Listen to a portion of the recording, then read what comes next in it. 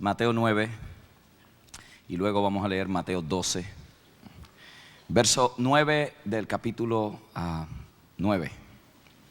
Quiero hablar del tema misericordia o sacrificio como parte de la serie El maravilloso Evangelio de la Gracia. Pasando Jesús de allí, vio a un hombre llamado Mateo, que estaba sentado al banco de los tributos públicos, y le dijo: sígueme. Y se levantó y le siguió.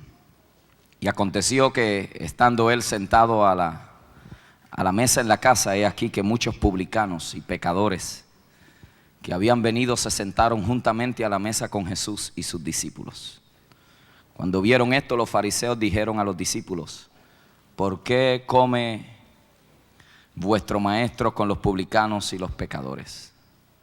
Al oír esto, Jesús les dijo: los sanos no tienen necesidad de médico, sino los enfermos. Id pues y aprended lo que significa misericordia quiero y no sacrificio, porque no he venido a llamar a justos, sino a pecadores al arrepentimiento. Capítulo 12, verso 1 al 8. En aquel tiempo iba Jesús por los sembrados en un día de reposo, y sus discípulos tuvieron hambre y comenzaron a arrancar espigas y a comer. Viéndolo, los fariseos le dijeron: he aquí tus discípulos hacen lo que no es lícito hacer en el día de reposo.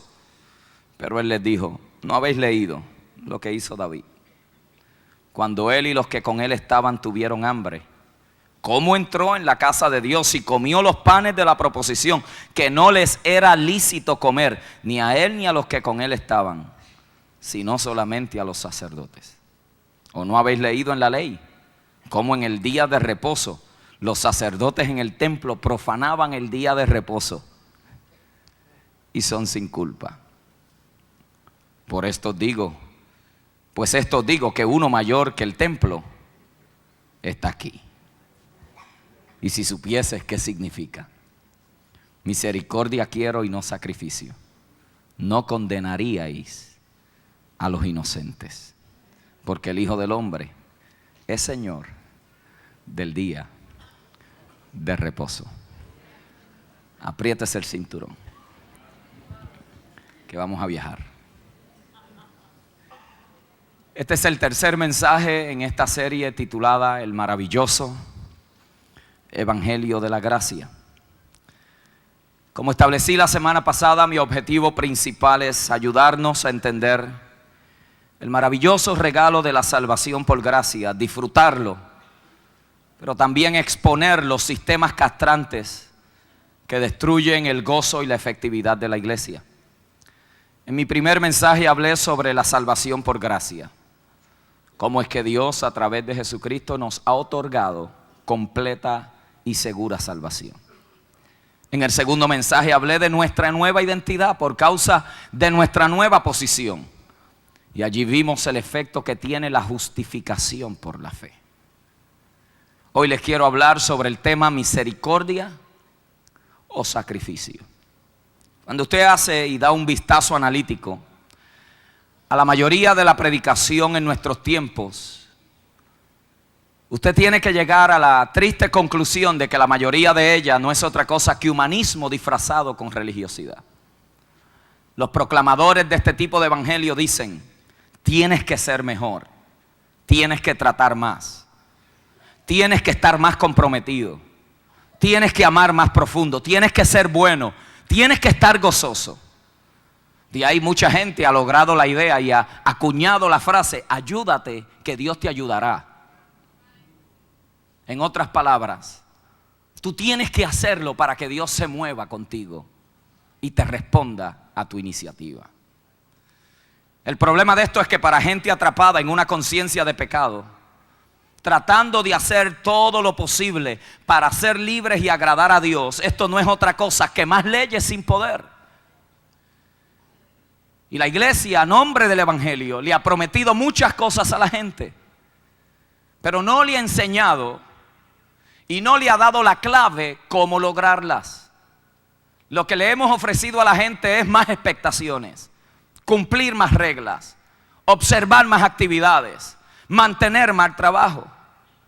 El resultado de esto ha sido millones de creyentes desanimados y desilusionados que, no pudiendo tratar y encontrarle respuesta al tormento que los atormenta, terminan rechazando la iglesia y todo lo que Dios tiene para ellos.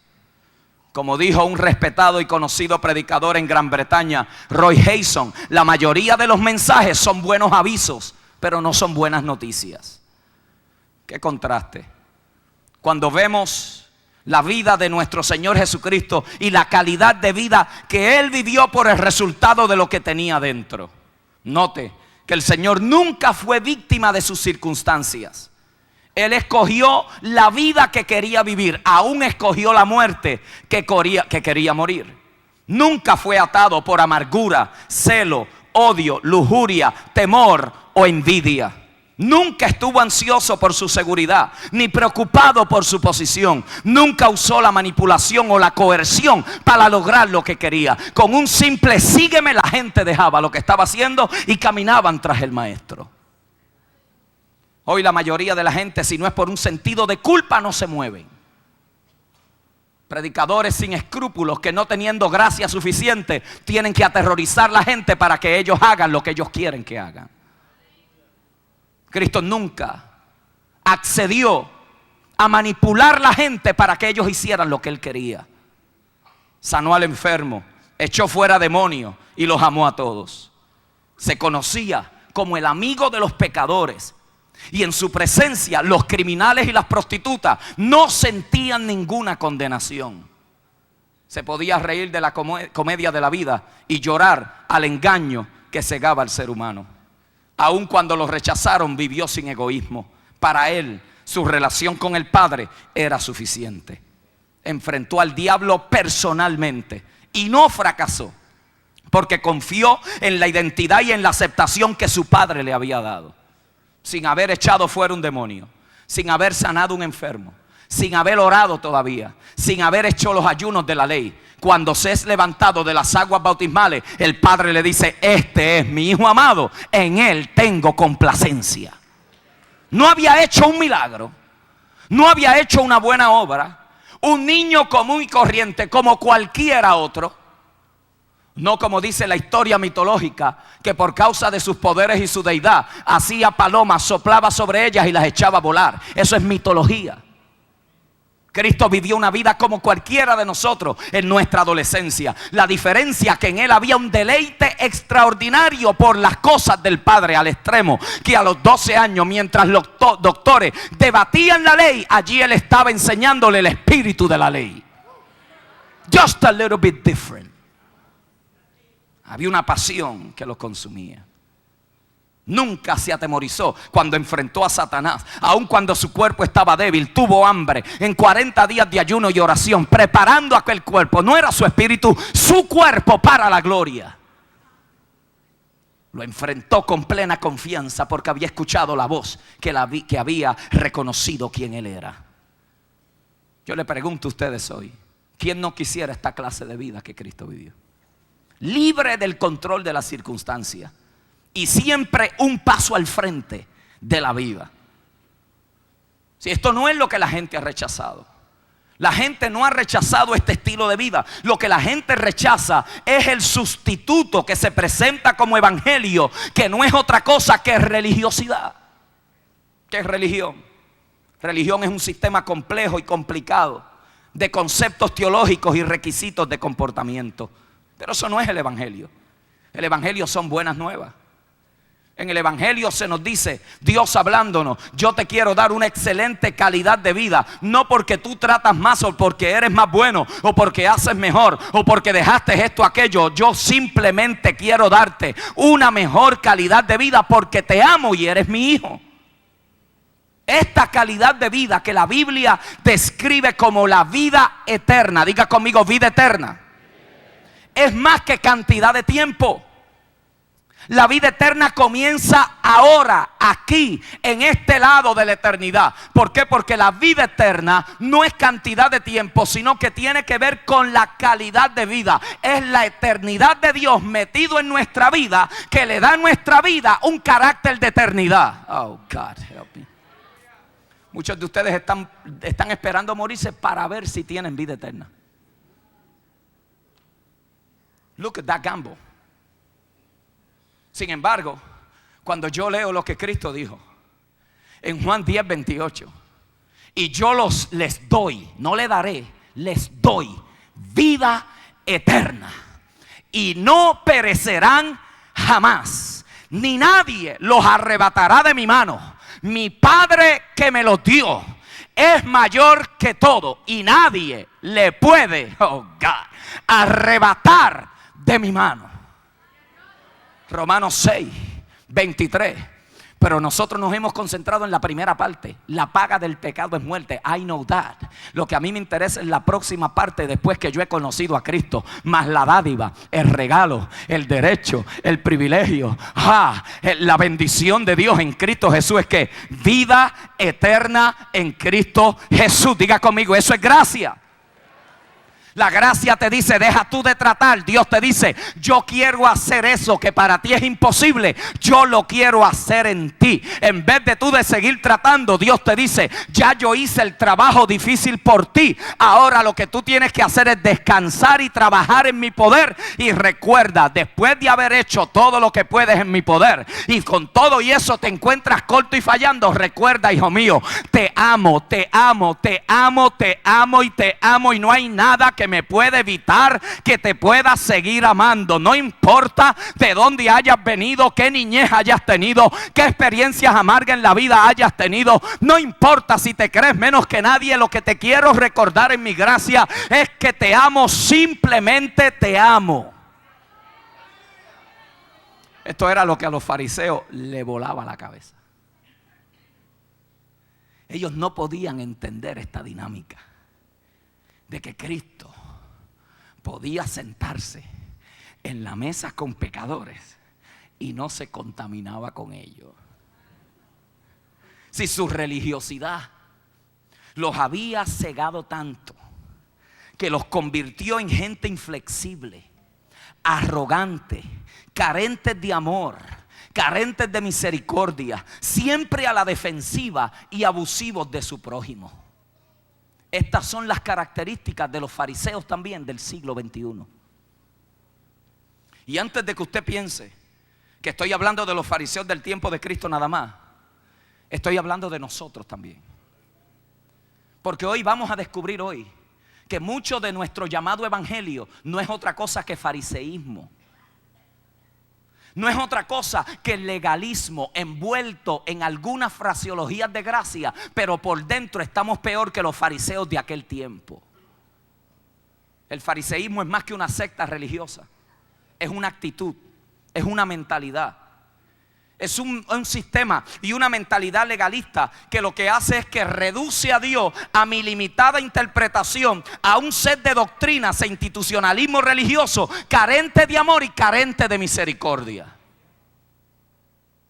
El legalismo reduce a Dios a que si no es lo que yo he interpretado, eso no puede ser de Dios. Consideren esto en el tiempo del Señor y qué podemos aprender de esa gracia. Los dos eventos nos muestran que Cristo confrontó y señaló que los fariseos no habían entendido lo que quería decir misericordia y sacrificio.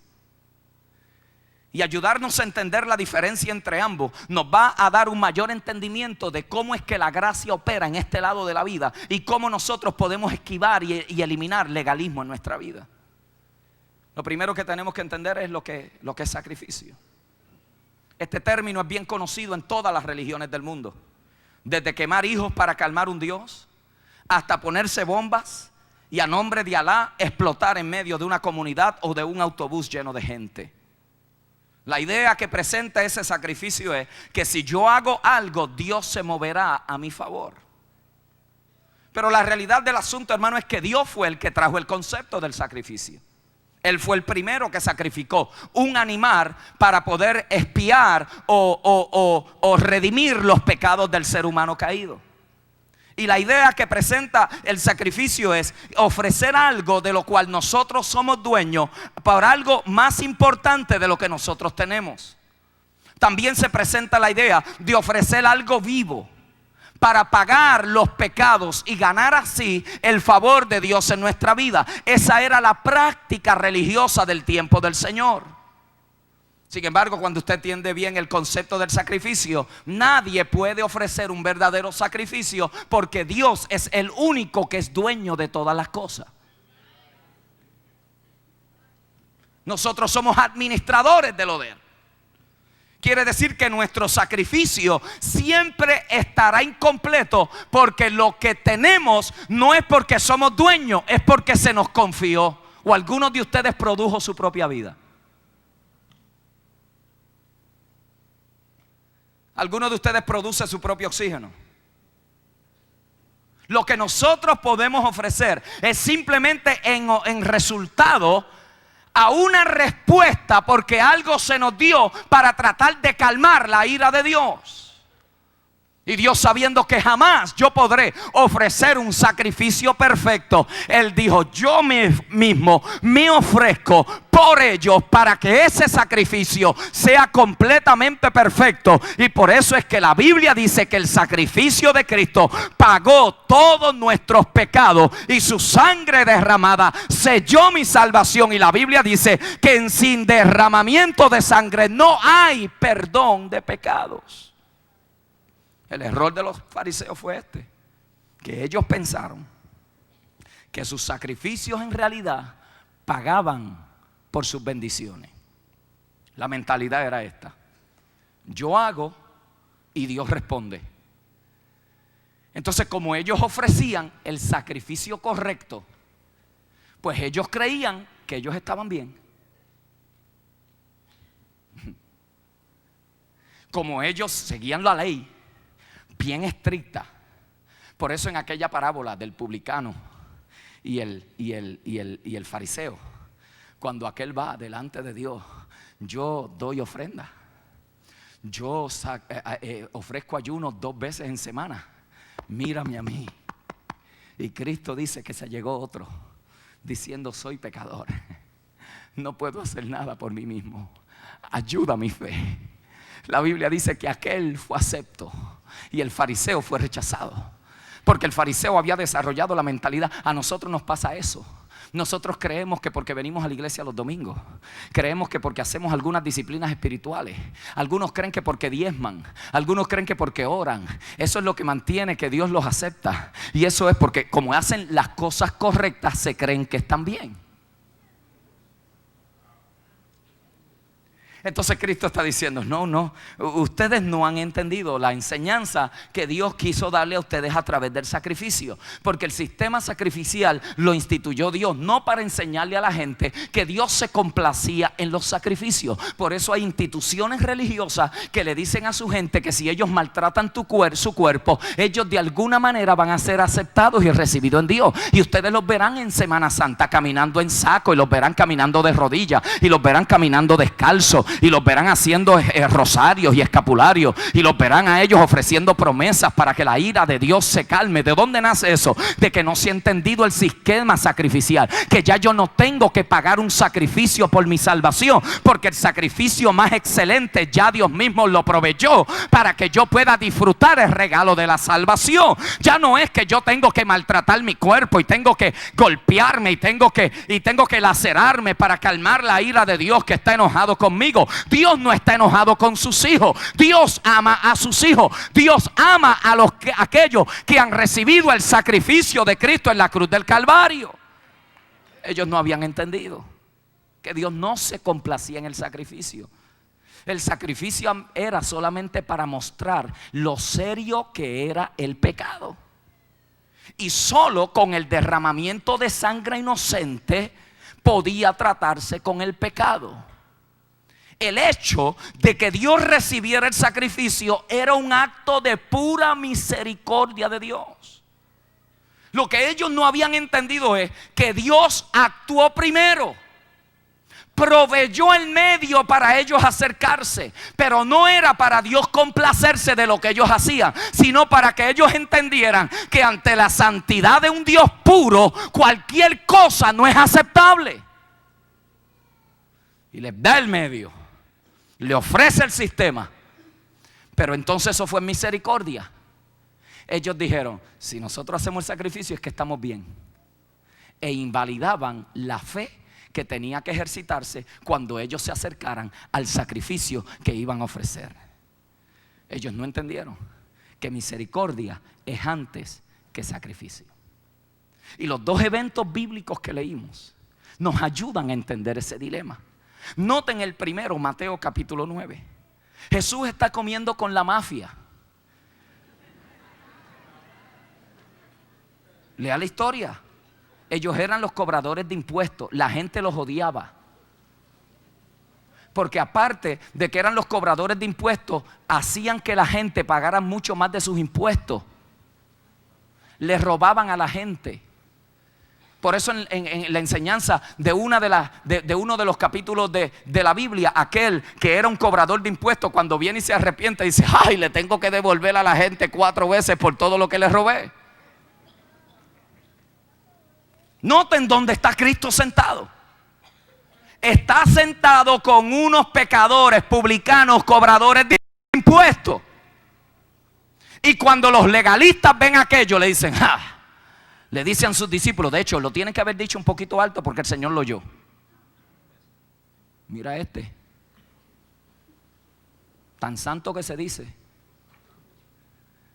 y míralo comiendo con publicanos y pecadores. Si para la mente legalista asociarse con un impío era una tragedia, aquello era inconcebible, que uno santo se sentara a comer con un pecador. Sin embargo, la respuesta inmediata del Señor nos deja demostrar cuál es la actitud de Dios hacia la vida. Y le dice, ¿no sabían ustedes que los sanos no necesitan médico, sino los enfermos? Nos lanzamos al capítulo 12 y allí vemos otro evento mucho más glorioso. Allí tiene la gente. Los fariseos están escandalizados, rompieron la ley. Los discípulos están trabajando el día de reposo. Y viene Cristo que le vacía la burbuja a todos los legalistas. Y viene y le dice, ¿no habéis leído cómo David? Acuérdese, usted tiene que entender el peso que esto tiene, hermano. Eso es más que una mera historia. Usted está hablando de David, está hablando del héroe del pueblo de Israel. Está hablando del cantor, está hablando del salmista, está hablando de aquel que ellos esperaban que de la simiente de David viniera su libertador. Y viene Cristo y le dice, ¿no habían leído ustedes que David entró al templo? Y no solamente David, entró con mucha gente más.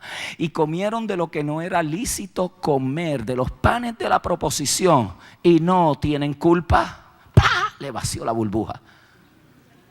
Y para ponerle más presión en la llaga, viene y le dice, ¿y no habéis leído cómo vuestros sacerdotes profanaban el día de reposo?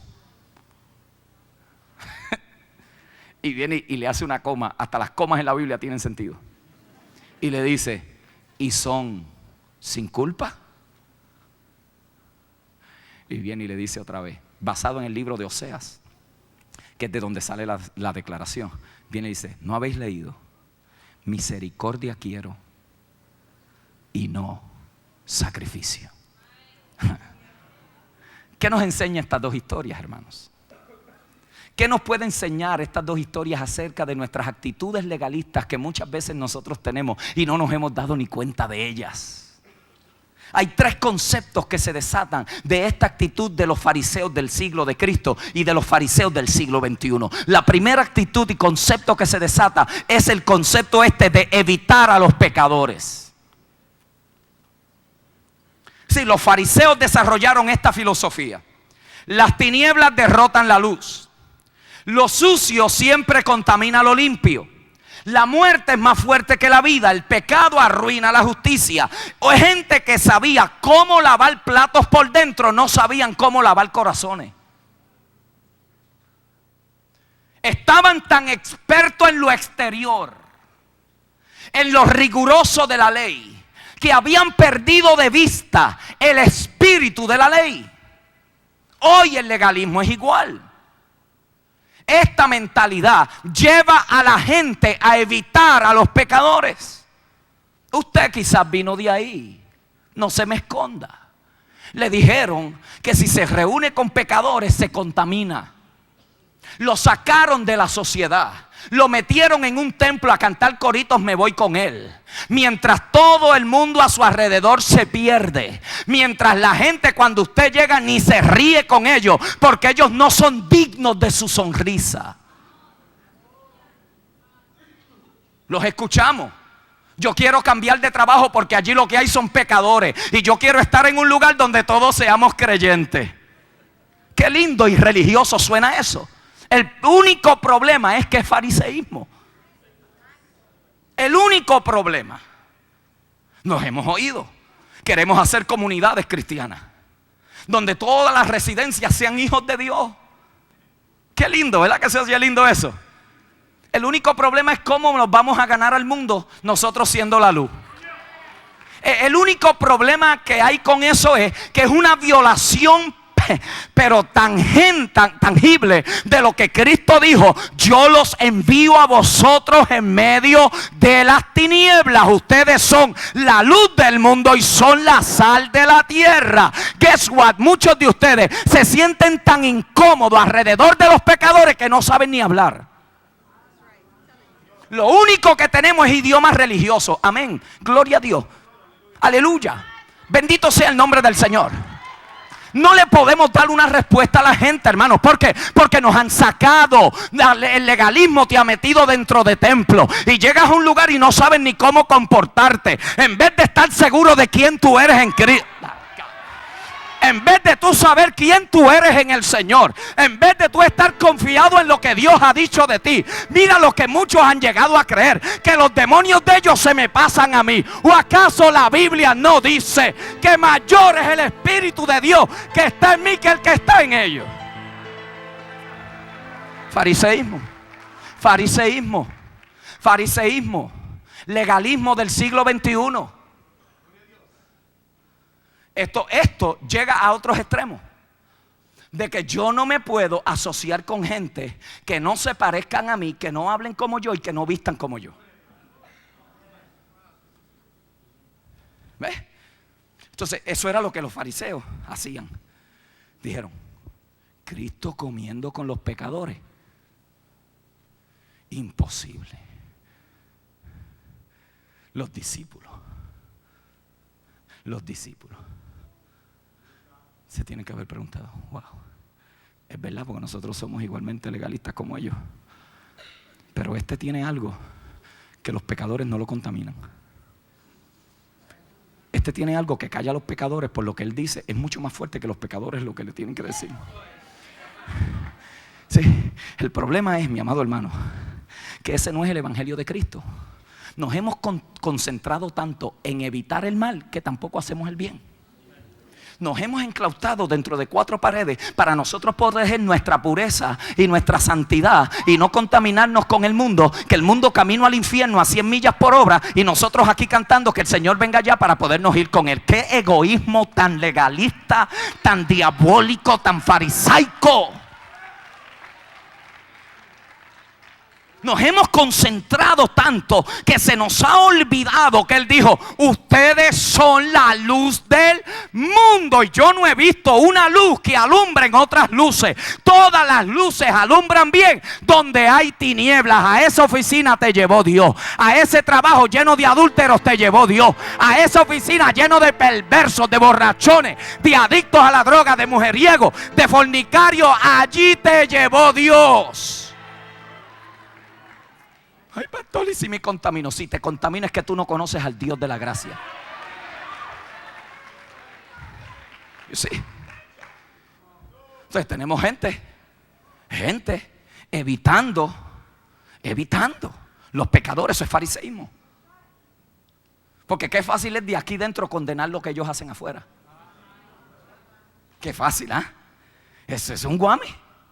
Y los pecadores perdieron el mundo. Pero cuando llegas al banco no le das una sonrisa de amor. Que eso es fácil. Y no te contamines, que el pecado mancha a la gente. Pero no te doblas a tocarlos. Eso era lo que hacía Cristo, tan diferente. Ustedes son la luz del mundo. Pero no solamente son la luz, son la sal de la tierra. Los que evitan la putrefacción, los que evitan que se siga corrompiendo. Hoy la iglesia está espantada. Mira, hermano, yo soy un pensador. A mí cualquier cosa no da. Este asuntito de que han sacado a Dios de las escuelas. When was the last time that God was kicked out of a place? Cuando ese asunto, ¿de dónde nosotros nos hemos sacado eso? ¿Sabe de dónde nos hemos sacado eso? Que nosotros preferimos defender nuestro institucionalismo y en vez de decirle a la gente, Dios no está en mi institución, Dios está dentro de ti. A Dios no lo sacarán jamás de las escuelas, porque mientras haya uno de nuestros hijos... No entiende. Daniel, esto se está entendiendo como se debe de entender. Sí, esta idea de que tenemos que hacer revueltas para que metan a Dios otra vez a las escuelas es no haber entendido dónde es que Dios está en primer lugar. Miren qué ridiculez decir, mire, el mundo dirá, bendito que pobrecito el Dios que a esta gente le sirve, que con una simple ley ya Dios salió de la escuela. ¡Wow! Y no nos damos cuenta que en el sistema de nosotros que estamos democráticos, si tú quieres oración en la escuela, tienes que también que permitirle a los brujos, a los espiritistas, a los nueva era, a los perversos, a los pornógrafos que tengan sus clubes también. ¿Por qué mejor no somos un poquito más astutos? Les enseñamos a nuestros hijos lo que ellos tienen adentro. Y escúcheme bien, no hay maestro que le pueda decir a nuestros hijos que no ore. No hay maestro sobre la faz de la tierra que le pueda decir a nuestros hijos que no puede servir. No hay maestro que le pueda. Entonces nosotros acá, oh, Dios, los he sacado de la escuela, bendito. Hermano, vamos a vigilar para que metan a Dios. ¿Sabe por lo que tenemos que vigilar? Para que la iglesia salga del fariseísmo castrante que los ha hecho alejarse del mundo y nos metamos donde Dios dice que debemos de estar. Somos la luz. Somos la luz. Y la luz aquí dentro no brilla. La luz brilla allá afuera. La luz brilla en el banco, la luz brilla en el trabajo, la luz brilla cuando tú estás ahí con ese montón de inconversos, trabajando ahí en esa máquina pesada, hablando sucio. Cuando tú le das testimonio, ellos dicen, perdóname porque no te había notado que tú estás ahí. Sí, pero si te ríes de sus chistecitos y eres una cosa en la iglesia y otra cosa con ellos, y te ven allá bebiendo y fumando y con mujeres con ellos y después te ven aquí dentro, eso no es testimonio para nadie. Pero cuando Cristo está metido adentro por el evangelio de la gracia, ellos tienen que darse cuenta que en ti hay algo diferente. ¿Saben lo que ellos vienen a hacer después? I was there before. Mira, yo sé que tú eres religioso, pero estoy pasando por un divorcio. ¿Usted oraría por mí?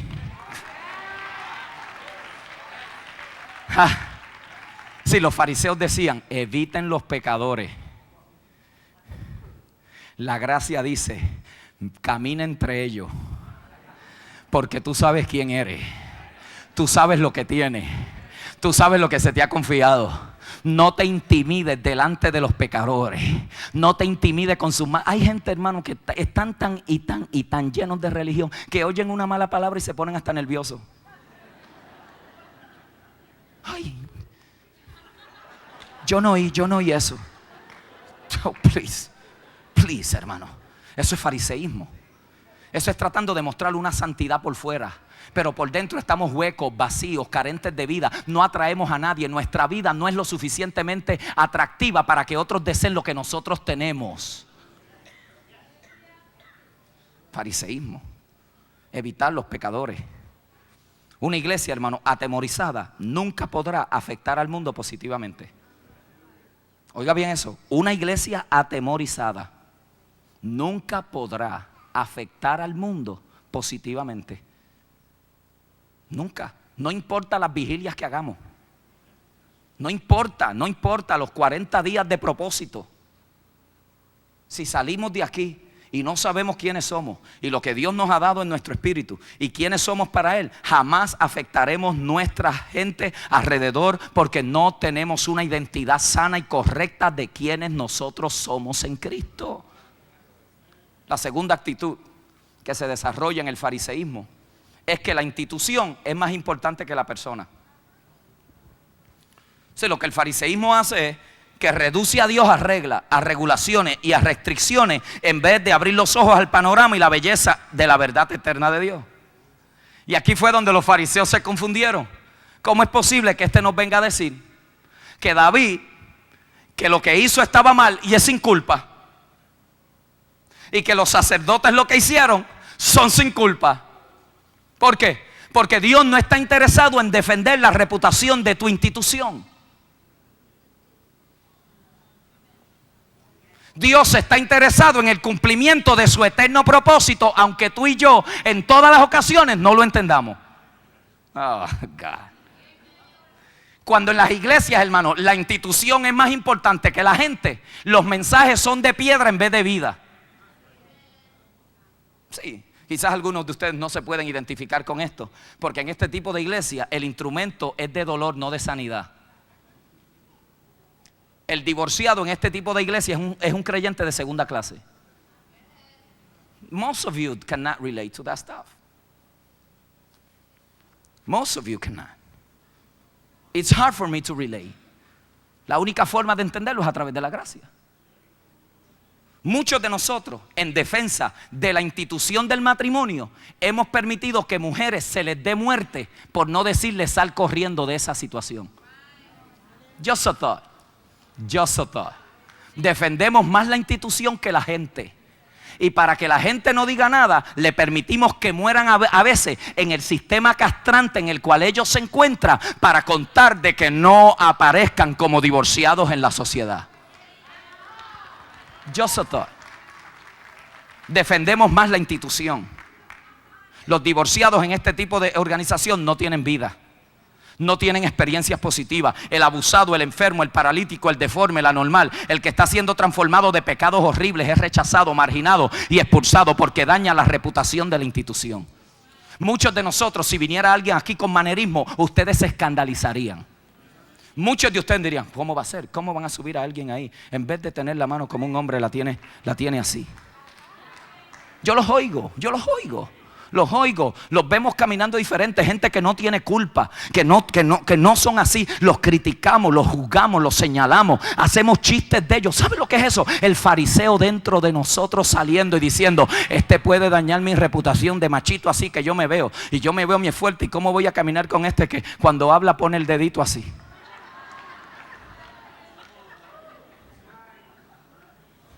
Se nos sale. Esta gente quería defender más su institución que la gente.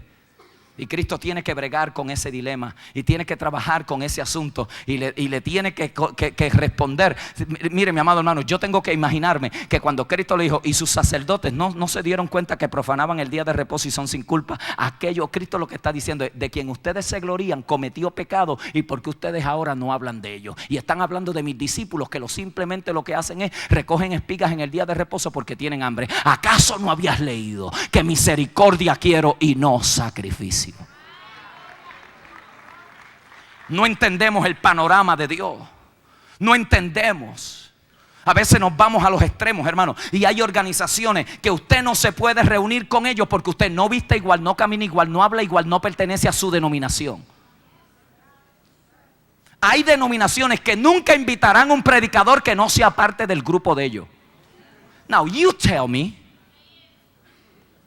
si eso no es fariseísmo.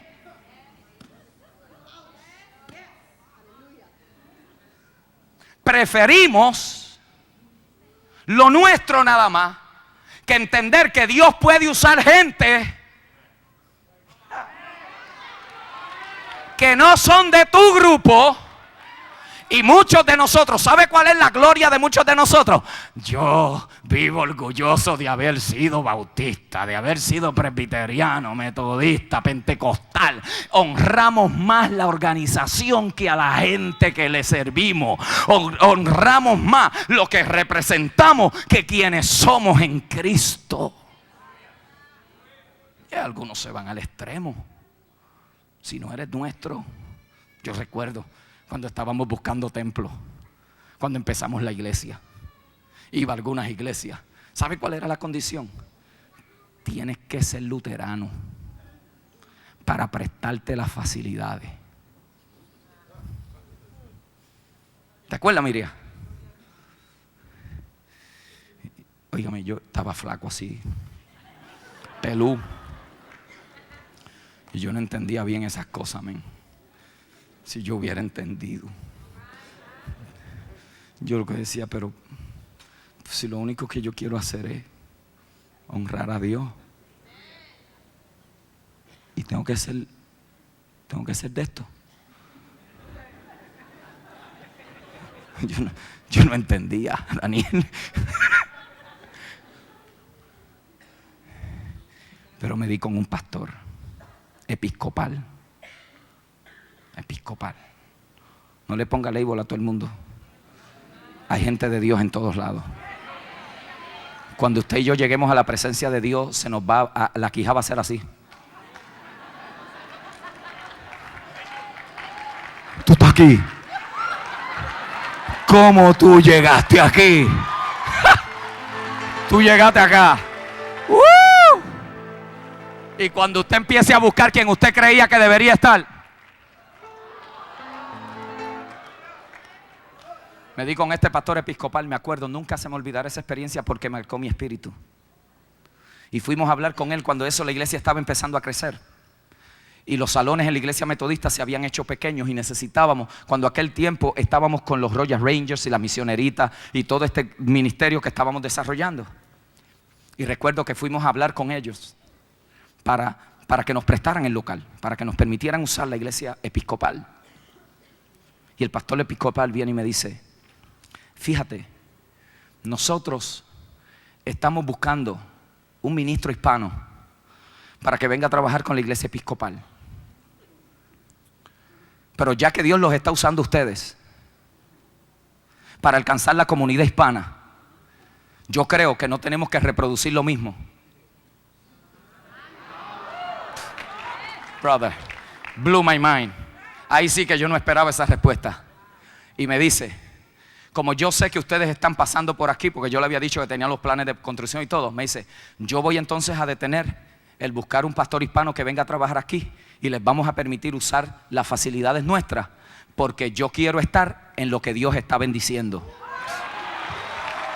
Yo dije: my God, my God, my God. Este hombre entendió que la institución no es lo más importante. Lo que es más importante es dónde Dios está trabajando, con quién está trabajando, a quién, a través de quién está trabajando. Esto era lo que los fariseos no podían entender. Se les volaba la cabeza tratar de entender que Cristo podía sentarse con los pecadores, con los publicanos, y a Cristo no le importaba lo que la gente dijera de él, porque él sabía quién él era, y su institucionalismo nunca evitó que él se acercara a los que tenían necesidad.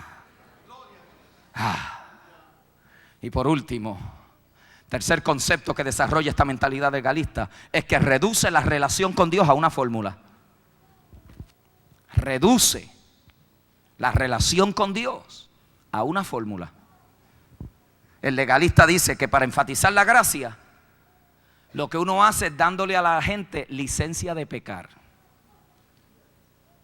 I'm not going to answer the question, que muchos de ustedes vienen a buscar respuesta el domingo y no están oyendo el mensaje por buscar la respuesta de la interpretación que ustedes quieren que yo dé. I'm not. I'm going to let you think it through. Y en vez de tener una respuesta liviana, se pierde el que está pecando. I want you to think about it. Porque vienen a buscar la respuesta y no escuchar la voz de Dios en el mensaje. So I want you to think about it. Search it. Look into it. Ask God. Y si su opinión difiere de la mía, lo que importa es que nuestro Salvador es el mismo.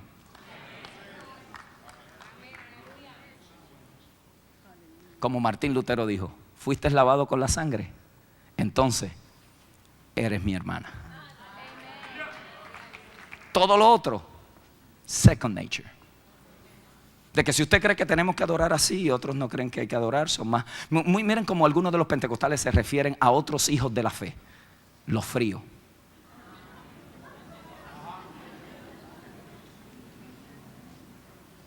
Los fríos. A esa gente lo que le falta es el espíritu. Dígale eso a Billy Graham. Dígale eso a Billy Graham. Que a Billy Graham lo que le falta es el espíritu, porque no lo vemos en iglesias pentecostales.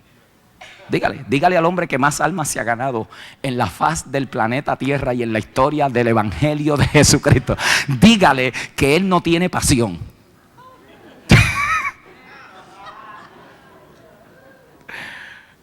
Se nos cae la teología.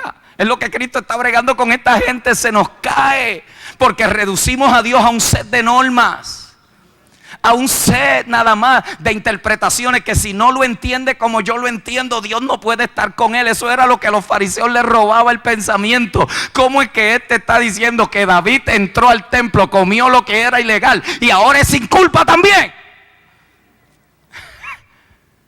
No puede Dios ser reducido a una mera fórmula. Escuche bien, en el legalismo Dios es reducido a un botón que uno aprieta. Para yo poder ser aliviado, el reino se reduce a solo principios aplicados para yo poder experimentar la vida sin dificultad. ¿Sabe cómo eso le llama la vida? Idolatría. Donde uno es el centro del planeta, donde Dios es un medio para yo alcanzar un fin, donde Dios no es lo máximo, ni yo le sirvo a Él por su eterno propósito, sino que Él me sirve a mí para sacarme de sufrimiento. Idolatría, el ser humano es el primero. Yo uso a Dios para que me saque de todos mis males. Pero cuando usted se acerca a la gracia no hay fórmula, porque la relación con Dios no es una fórmula o la combinación de requisitos. La gracia es una invitación a completa comunión, donde la solución al pecado es misericordia, donde no es el sacrificio, es la vida, donde no es por legalismo, es por relación, no por religión.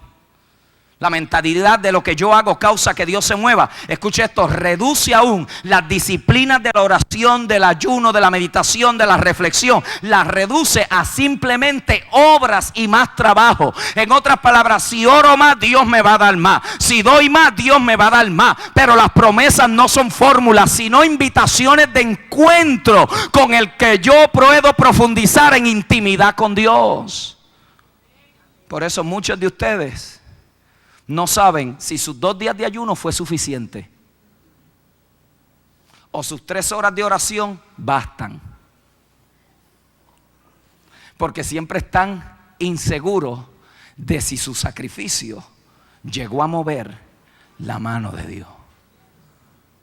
¿Lo habrá aceptado Dios? Y los que viven por esta mentalidad de sacrificio, escuche, nunca saben si han sacrificado lo suficiente. La gente que se acerca a Dios por su sacrificio son desilusionados. Los que se acercan en base a la misericordia reciben todo lo que Dios tiene, porque la fe en lo que Dios ha hecho por ellos es lo que activa la mano de Dios, no en lo que ellos hacen para tratar de impresionar a Dios. Los que viven en y por la gracia saben que no fue su iniciativa lo que estableció su relación con Dios, sino que fueron sobrecogidos por su amor de Dios y ellos respondieron en fe. ¿Ves? Cuando nosotros no podíamos acercarnos a Dios, Él se acercó a nosotros. ¿Qué produce este tipo de relación, hermano? Gozo, misericordia. ¿Qué produce el uno vivir en la mentalidad de la gracia y no del legalismo? Un gozo genuino, que no depende de lo que yo hago, sino de lo que Él hizo por mí en la cruz del Calvario. Sin embargo, el legalista, como nunca está seguro, el gozo está ficticio. y varía en la intensidad de sus obras es lo que determina la calidad y la intensidad de su gozo. Permítame terminar con esta ilustración. ¿Cuántos de ustedes han visto un certamen de belleza aquí? No es pecado, levante así. Just relax, it's okay. Algunos no van ni al cine a ver una buena película porque esa es silla de escarnecedores. That's another thing.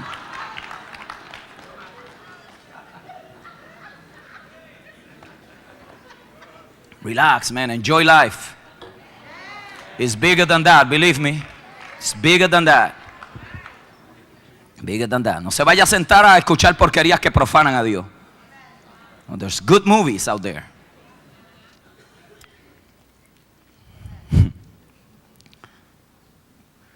Los certámenes de belleza. I've seen a few. Giselle le gusta verlo. Y antes de que digan la ganadora, ya ella sabe cuál es. Tiene esa habilidad de... Eso se llama discernimiento. Pero ustedes han visto los certámenes de belleza. Están las 50 finalistas. Están todas ahí. Ellas han hecho todo lo que han podido. Están wow. Todo el mundo está ahí listo. Pero siguen eliminando gente hasta que llegan a las últimas 3. Cuando llegan ustedes a las veces se cogen de la mano. Have you seen that? Have you seen that? Yo le aseguro que ellas lo que están diciendo que voten a estas dos para que me dejen a mí. That's what they're saying. They're not that happy. Que voten a estas dos. ¡Pah! Third runner up. Y mencionan el nombre. Y aquella.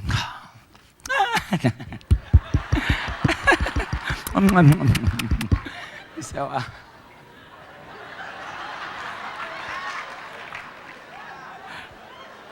Están las últimas dos. Todo el mundo está, uno está acá. ¿Quién tú crees, Yane, que es? ¿Quién tú crees? Ni uno está acá. Y están ellas dos. Second runner up. Ay, dicen el nombre. Y aquella dice, oh, no fui yo. Oh, y ahí le da el abrazo a la que ganó. Oh, y usted la ve.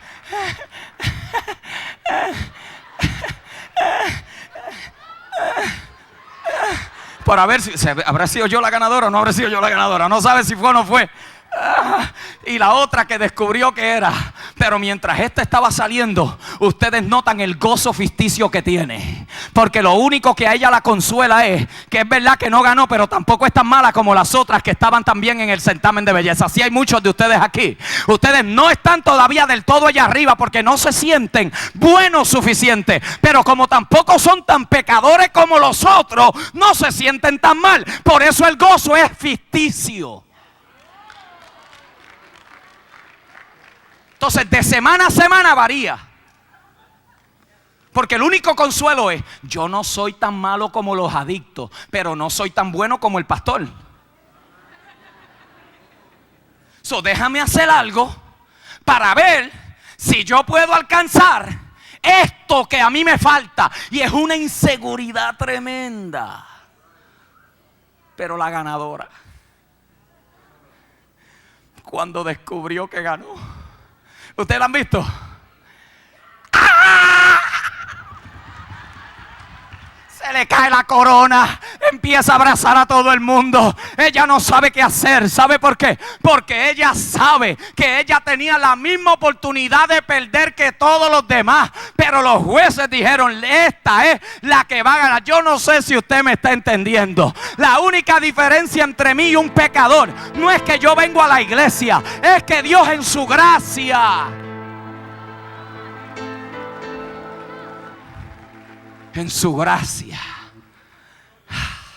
cuando yo confié en su sacrificio, me dijo, Tommy, ganaste el concurso. Aquí está tu corona. Por eso es que se nos dice más que vencedores. Por eso es que se nos dice nación santa, pueblo adquirido por Dios, real sacerdocio. Ustedes no han visto que nunca entrevistan la que llega a segunda. porque es un riesgo. Yo hubiera querido ganar, pero definitivamente lo que hice no fue suficiente. Pero me consuelo en saber que no soy tan gorda como las otras que perdieron. ¡Qué alivio! Pero oigan la ganadora cuando la entrevistan. Yo le doy gracias a Dios por mi papá. Mami, thank you. Thank you, thank you, thank you, papi. Thank you. Judges, thank you, judges, thank you. All of you that voted for me out there, thank you, thank you, thank you. Ustedes no la oyen que ella dice, yo se supone que ganara porque el cuerpo mío es el mejor. No, otras tenían el cuerpo mejor que ella. ¿Sabe por qué ella ganó? Por pura gracia, baby.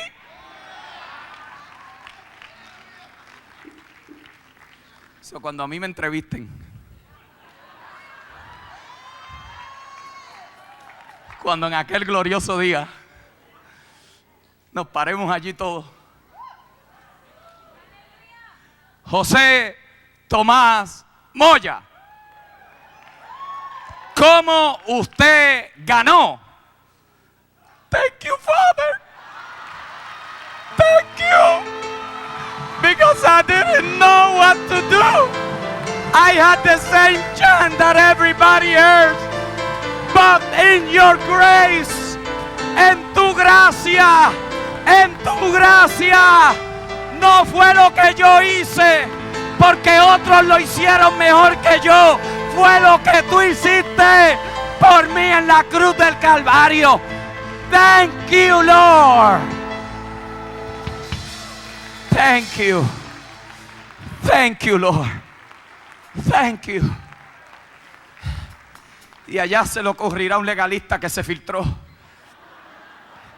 a decir, hey, pero él no llegó aquí porque pastoreaba una iglesia grande.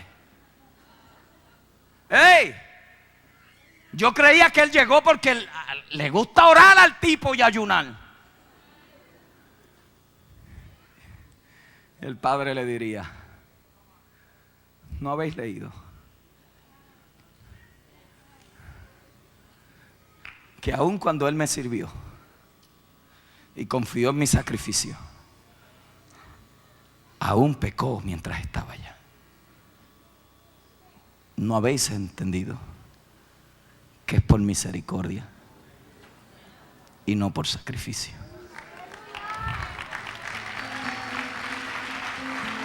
Por su gracia estoy aquí.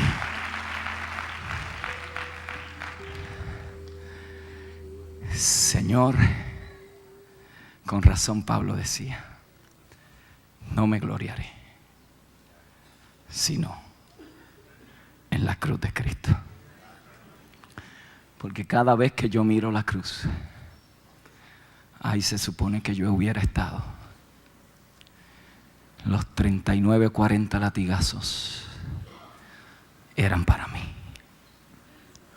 La corona de espinas yo me la merecía.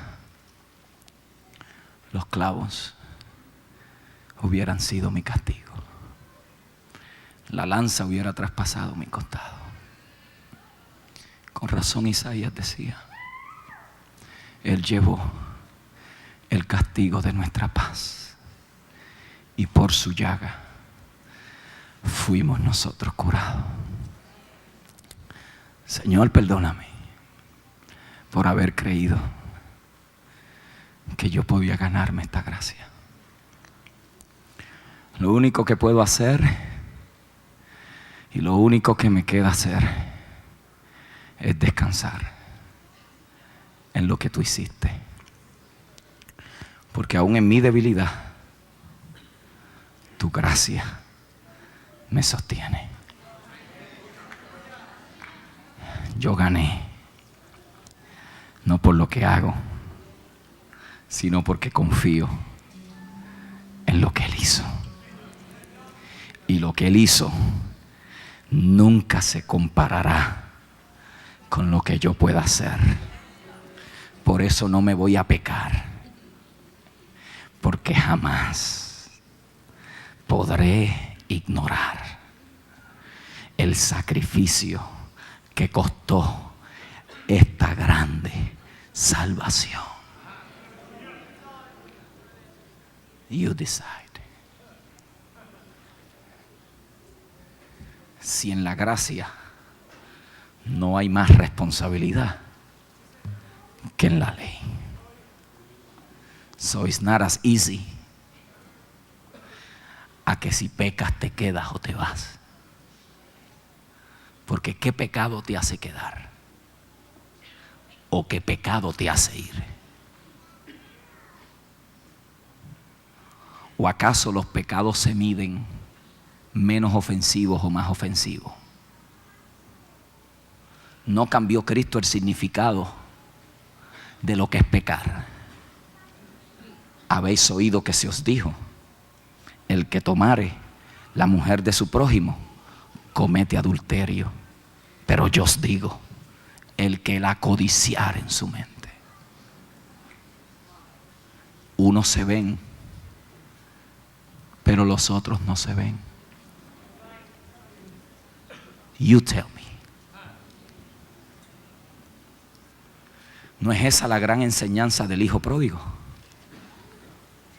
Que mientras uno se fue a desperdiciarse en el pecado, cuando viene de regreso, el padre sale a su encuentro y había un legalista metido en la casa, cuestionando por qué el padre se alegraba tanto de aquel que había venido arrepentido. Y miren lo que le dice el hijo legalista: yo llevo sirviéndote tanto tiempo y he hecho todo lo que tú dices y no me has dado ni uno de tus corderos para celebrar con mis amigos. Y el padre le dice: hijo, si todo lo que yo tengo es tuyo, what's the problem? Que estaba concentrado en el otro y no en el padre.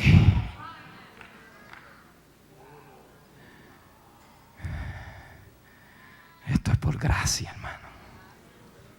Si lográramos entender esto, esto es por gracia. Mire, esto es tan libertador que yo le decía a Janet ahorita ahí, le digo: Janet, tú ves esta atmósfera que está aquí dentro. Esto es resultado de la gente entender que no está viniendo aquí a manipular a Dios con su adoración. Lo que está sucediendo, Daniel, ¿tú sabes lo que es? Que venimos aquí a celebrar lo que somos. Y como hijos, y algunos a veces llegan así: ten misericordia de mí, porque esta semana te fallé. No soy digno. Prefería ser como uno de tus jornaleros. No merezco tu gracia. Para cuando miremos al Padre a los ojos, Él decir: no, levántate, confiesa tu pecado, traerme la sortija, traerme la túnica, ponerle sandalia, que este a quien yo esperaba ha regresado a casa. Maten el cordero más gordo, hagan la fiesta más grande, porque este que estaba perdido ha sido encontrado. Mi oración es que los que son de la casa no echen a perder su herencia por estar mirando lo que sus hermanos hacen. Celebra lo tuyo, disfruta lo tuyo, gózate en lo tuyo, exalta a Dios cuando llegues aquí. Mira, aunque haya fallado, abogado tienes. Y como tú no estás practicando el pecado, tú lo que pasó es que fallaste. Porque si estás practicando el pecado no te has convertido. Porque los que son de Dios no pecan. Pero pecamos. Pero si pecamos, abogado tenemos para con el Padre, pero no practico el pecado. Y hallo esta ley en mí, que queriendo hacer lo que quiero no lo puedo hacer, y queriendo evitar el pecado me encuentro haciéndolo. Ahora tengo este gran dilema en mí, pero ¿qué haré? Con mi mente le serviré a la ley de Dios, pero con mi espíritu me aseguraré que el pecado ya está condenado en la carne. Y el apóstol concluye diciendo: gracias a Dios por Jesucristo. Gracias a Dios por Jesucristo. Ay, hermano, gracias. Mark, no ha sido su gracia, Mark. Lily, no ha sido su gracia. Germán, no ha sido su gracia. Elena, tell me si no ha sido su gracia. Javier, Nancy, díganme, no ha sido su gracia. No ha sido su gracia. Total. Cuando menos creíamos, cuando más vacíos estábamos, cuando más confundidos nos encontramos, cuando más legalistas fuimos. Con todo y eso, su gracia, su gracia. Cuando yo me creí mejor que otros pecadores, ¿sabe lo que hizo la diferencia? Su gracia, su gracia, su gracia nos ha sostenido. So it's not that easy. Enjoy it. And if you still have the sin mentality, come next week.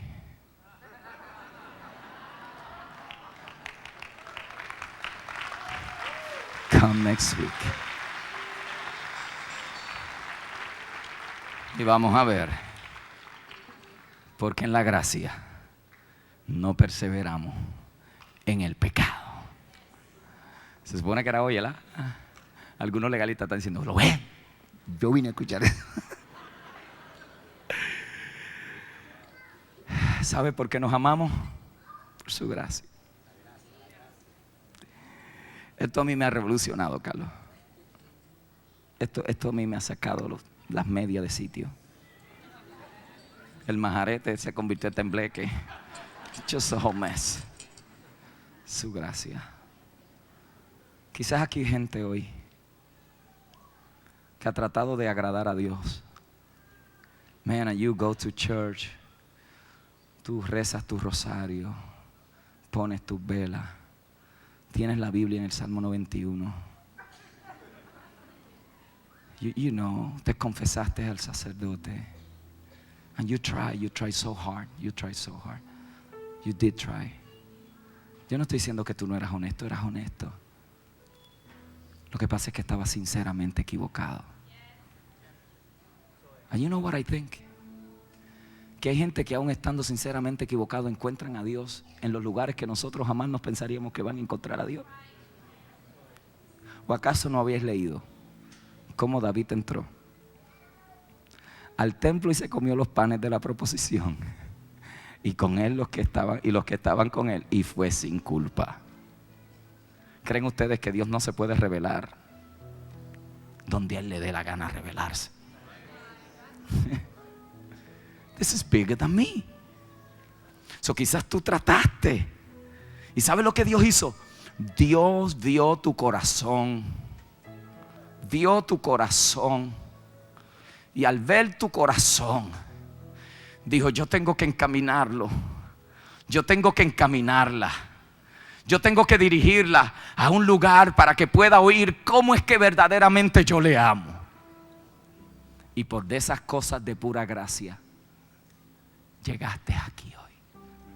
No porque somos mejores, sino porque Dios te ama. Y hoy te quiere dar la oportunidad de que le conozcas en su gracia. ¿Habrá alguien aquí que dice: Pastor Moya, yo soy una de esas personas? Yo he buscado a Dios en todos los lugares equivocados. Yo he practicado la meditación, el budismo, yo he practicado el hinduismo, yo he practicado el catolicismo, espiritismo. Man, you've tried all, buscando a Dios. Pero yo quiero decirte hoy, Dios vino a encontrarte a ti hoy. Habrá alguien aquí que levanta su mano y dice: pastor, yo quiero a Cristo en mi vida hoy. Habrá alguien aquí. Habrá alguien. ¿Dónde hay? ¿Dónde? Levante su mano en alto. ¿Dónde? Aquí. Bendiciones. Bendiciones. Habrá alguien más que dice: pastor Moya, Dios te bendiga allá atrás. Si son tan amables y se levantan y vienen aquí al frente, simplemente queremos orar, no le vamos a hacer pasar una vergüenza. Queremos presentarle el maravilloso plan de la verdadera salvación. ¿Habrá alguien más aquí? ¿Habrá alguien más aquí que dice: pastor Moya, yo necesito salvación? Le tengo que confesar que todo lo que yo he tratado me ha dejado igualmente vacío. Todo lo que yo he buscado me ha dejado igualmente hueco. Pero hoy yo te he hablado de la vida, vida eterna. Habrá alguien más que levanta su mano. Déjame ver tu mano. Habrá alguien más. Dios te bendiga, jovencito. Ven. No sigas buscando. Don't keep searching. Come. Levántate de tu banca ahí donde estés y ven. Ven, te están esperando con brazos abiertos y te estamos diciendo: bienvenido a la familia de la fe. Bienvenido. Habrá alguien más que dice: pastor Moya, hoy entendí, hoy comprendí que no es mi esfuerzo, no son mis velas, no son mis promesas.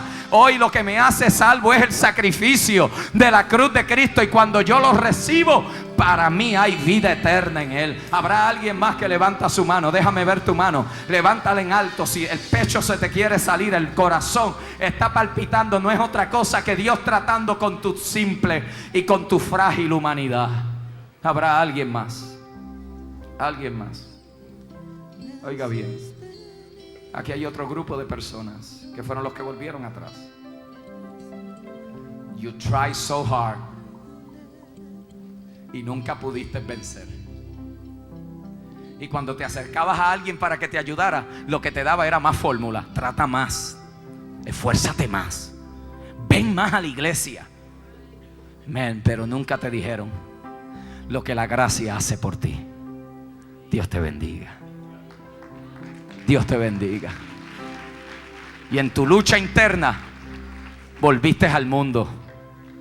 Pero sabes, en el mundo encontraste que tampoco hay nada. Let me tell you something. Bendiciones. Bendiciones. Bendiciones. Ven. Alguien más dice: pastor, yo tengo que volver a la casa de mi padre. Yo tengo que volver. Yo estoy viviendo en un vacío insoportable. Estoy viviendo en un vacío terrible. Hoy es un día para yo volver a la casa de mi padre. Oye, ¿sabes? No te va a condenar. No te va a repudiar. No te va a decir: pecador, te fuiste después que te amé. No. Te va a decir: mi hijo se había perdido, pero ha sido encontrado. Maten el becerro gordo, que hay fiesta, porque uno más ha regresado a la casa del Padre. Habrá alguien más que dice: pastor, yo tengo que reconciliarme con Dios en este día. Let me see your hand. Let me see your hand. Let me see your hand. Let me see your hand. Praise the Lord. Solo su gracia. Ponte de pie.